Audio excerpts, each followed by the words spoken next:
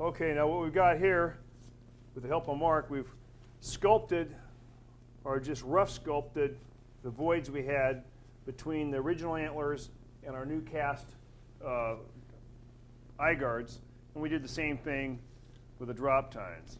Okay, now that's just the material we're going to use. It's going to let us, for one thing, it helps bond the two surfaces together, and three, it's going to give us something to put impressions in. Okay, now I've got these little latex press pads made out of the same material that we used to cast it off of. Now what these have, if you can see up close here, they've got detail that was taken off other antlers. And what I'm going to do is I'm going to spray WD-40, act as a release agent, and let me press these into the surface. You know, just like when you were a kid, you had clay dough, you made all kinds of cookies and impressions and made little animals and things like that. Well, the exact same method we're going to use here is to press this in here. Now, I've got to use a combination of brushes and tools and whatnot, but the press pads will allow me to give texture where I want it at. So let's give it a shot and see if it works. So I'm going to rotate this. I'm going to hold it against the surface. Just squeeze it on there? I'm just squeezing it on there. And you know, sometimes I don't get it perfect the first time, and I have to roll it around and get it how I want. And then sometimes I have to come back with a modeling tool to give me other impressions. But as you can see, yeah, it looks pretty real. It's giving me impressions of antlers.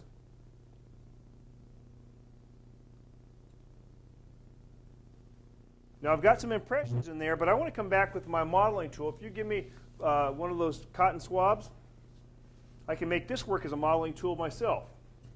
Spray a little WD-40 on there so it doesn't stick. And I can come back in and I can finish up some little veining work to match up to the antlers. You can see I've got a vein right here. Well, I'm going to drag this right through it. I got a second one here.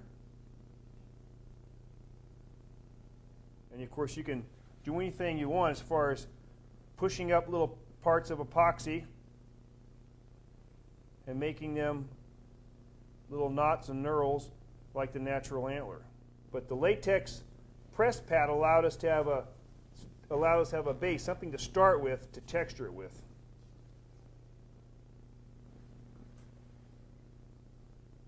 As you can see, there's a lot of little random lines and random bumps, and you can recreate that using a modeling tool, your press pads, and paint brushes.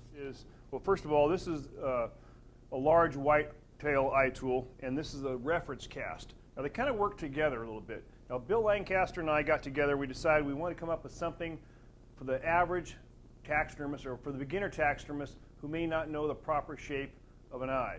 And this tool is absolutely it. Now, it's almost a no-brainer. It's kind of a cookie-cutter eye tool of the shape of a whitetail eye and the relaxed look. In fact, we have 25 different species of North American animals and African animals, and along with the eye casts that go with them. And if you could see this here, now this is a two-sided eye cast.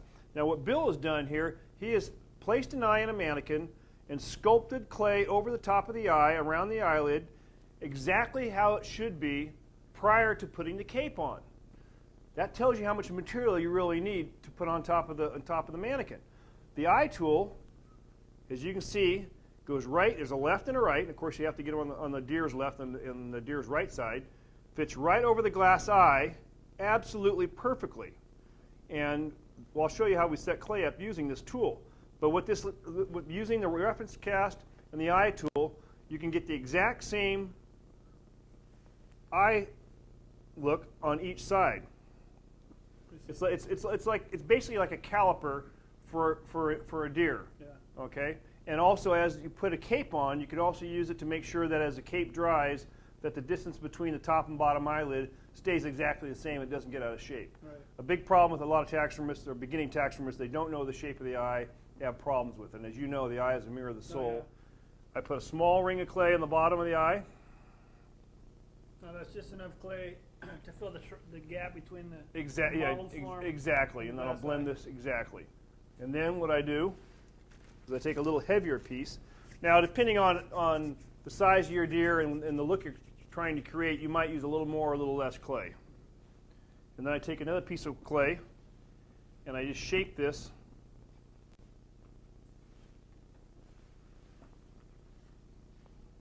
And that will make my eyelid.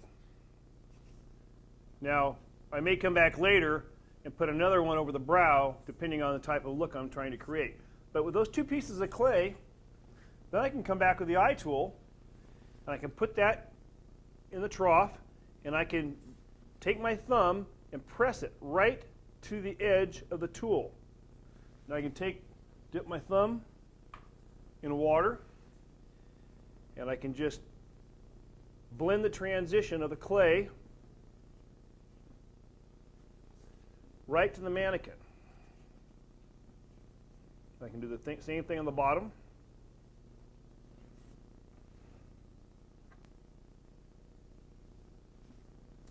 Okay, now I'm going to remove the eye tool. And you can see it's left virtually the same look that we have on the eye bull. Huge What a main bull. beams. But he's got a problem. What are we going to do Got here? a problem. Well, here's what happened. Can you see this tine right here that's busted off? Right, right. The day before this lady shot this bull, it was on there. Well, when they actually harvested the bull, it was gone. So what they did is they gave me an antler like this. I've already cut this though. Right. They gave me an antler and they taped it on here and asked if I could go ahead and reinstall that on there and make it right. Gotcha. So what I did is I marked this Right. about the angle.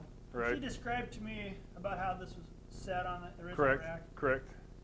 So I went ahead and cut this, and it actually sets just like this. Yeah, you can see how that would have came across. You can see the groove in the Right. antler there, where it Right. was probably lying right next to it. Pretty close. It might have been a little heavier back here, but Correct, for yeah.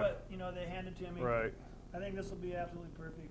Now, it's relatively the same color, maybe a little bit darker. Right. But obviously, I'm gonna have to restain these before I get it put together. Exactly. So you can fix it all up. Sure. So, show me what you would do.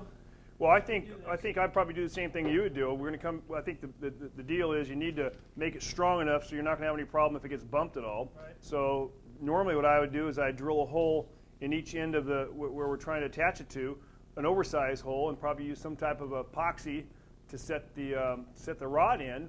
And of course we're going to have a slight transition area, and I happen to bring some elk press pads that we can use to fill that area. Okay. And then probably you're going to stain that up all together when you come Sure. back and stain the whole thing up. Right. The center of these antlers are spongy. It's porous, that's correct. Very, very porous. That's so we're right. just gonna go ahead and Right. drill this. Let me get this started. It's pretty soft. That also makes a good surface for the epoxy to bond to also. The reason we make those a larger diameter than the rod, obviously there's two reasons. One is it's hard to get the hole drilled exactly on both surfaces to match up. And if we have a little bit of slot between the two surfaces, it allows us to line them up before the epoxy hardens. Plus it allows us to get some glue around the outside of the rod, which is going to make a super strong bond. I want to make sure that when I drill my next hole, it's going to be deep enough. Right, you don't want to have a So little... I'll go just a little bit deeper on this right. one. So I got that one drilled out. Perfect. Now I'll go ahead and drill out this other piece here. Or maybe I'll have you drill that out. All right, I can drill You're out on from that this side. angle. Absolutely.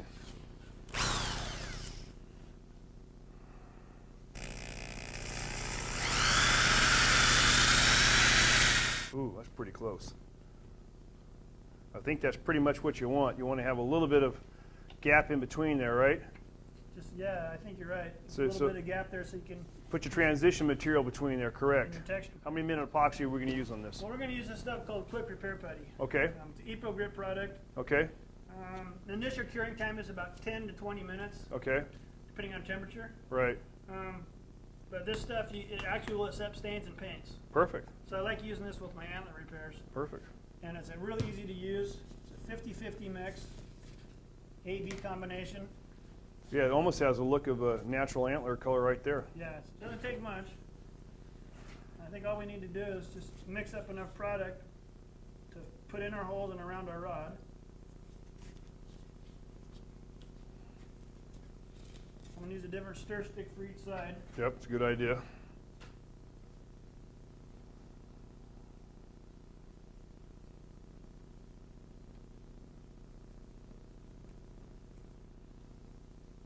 Boy, I can't get over what a good color this is for it's terrific. repairing tines, yes.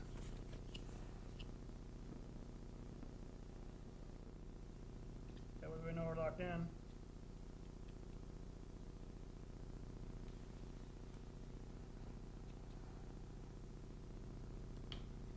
Slide that baby in there. All right. Not going to worry about it oozing out. Nope, we can always come back and trim that off after it begins to gel, right? Exactly.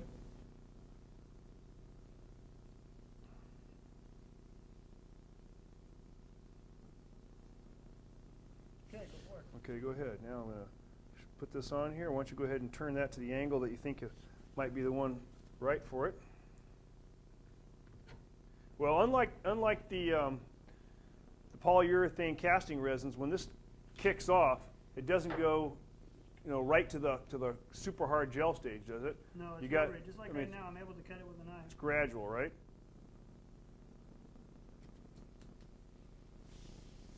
Got a little bit of a lip right here, but since we're going to be using the Magic-Sculpt, I think you can float that right over the top. it'll just be a nice transition. Right. So we'll let that totally cure up. Okay? We'll get our Magic-Sculpt out.